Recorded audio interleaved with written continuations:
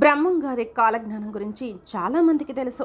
భవిష్యత్తులో ఆయన ప్రస్తావించిన ఎన్నో సంఘటనలు ప్రత్యక్ష సాక్ష్యంగా మన కళ్ళ ముందు కనిపిస్తున్నాయి.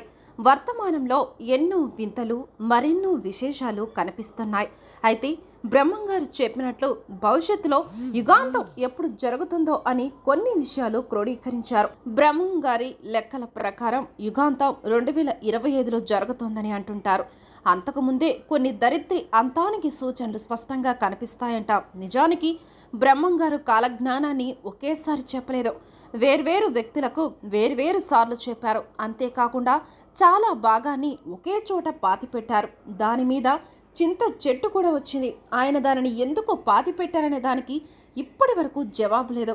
ఇక ఆయన చెప్పినట్టు రాచరికాలు, రాజుల పాలన నశించాయి. ఒక అమ్మ 16 ఏళ్లు పాలిస్తుందని ఇందిరాగాంధీ పరిపాలన గురించి ఆయన ఆనాడే చెప్పారు. బ్రాహ్మణ అగ్రహారాలు నశించిపోతాయన్నారు. 100 ఎకరాల్లో గతంలో బ్రాహ్మణులకు అగ్రహారాలు ఉండేవి. బ్రహ్మం గారి కాలగణన ప్రకారం 2024 సంవత్సర ప్రారంభం నుండి కొన్ని విషయాలు ఇప్పటికే జరిగాయి. ఆయన కాలజ్ఞానంలో చెప్పినట్లు కొన్ని విషయాలు నిజమయ్యాయి. జనాభా విపరీతంగా పెరుగుతోందని, అడవుల్లో నివసించే జంతువులు జనావాసాల్లోకి ప్రవేశించి మనుషుల ప్రాణాలు తీస్తాయని అంటున్నారు. అంతేకాదు, ఈ ఏడాది ద్వితీయార్థంలో బ్రహ్మం గారు చెప్పిన విషయాలు తెలుసుకుంటే వివాహేతర సంబంధాలు విపరీతంగా పెరుగుతాయన్నారు. అంతేకాదు, వ్యవసాయ భూములు బీడుగా మారి పంటలు సరిగ్గా పండక తీవ్ర ఆహార కొరత ఏర్పడుతుందన్నారు. ప్రజలు తీవ్ర ఆకలితో అలమటిస్తారని బ్రహ్మం గారు వెల్లడించారు. పండ్లు వాటి రుచిని కోల్పోతాయి. శాస్త్రవేత్తలు రకరకాల ప్రయోగాలు చేసి మానవాళికి ముప్పు తెస్తారని వెల్లడించారు. ప్రజల మంచం మీద పడుకొని రక్తం గడ్డకట్టడం వల్ల చనిపోతారు. బ్రహ్మం గారు కాలజ్ఞానంలో రకరకాల కారణాలతో మూగజీవాలు చనిపోతాయని, అంతేకాదు రాజ్యాధికారం కోసం దేశాలు ఆధిపత్య పోరు, లక్షలాది మంది ప్రజల తీవ్ర ఇబ్బందులకు గురవుతారని వెల్లడించారు. ఎన్నో చిత్ర విచిత్రమైన యంత్రాలు వస్తాయి, కానీ చావు పుట్టుకలను మాత్రం మనిషి ఆపలేడని చెప్పారు.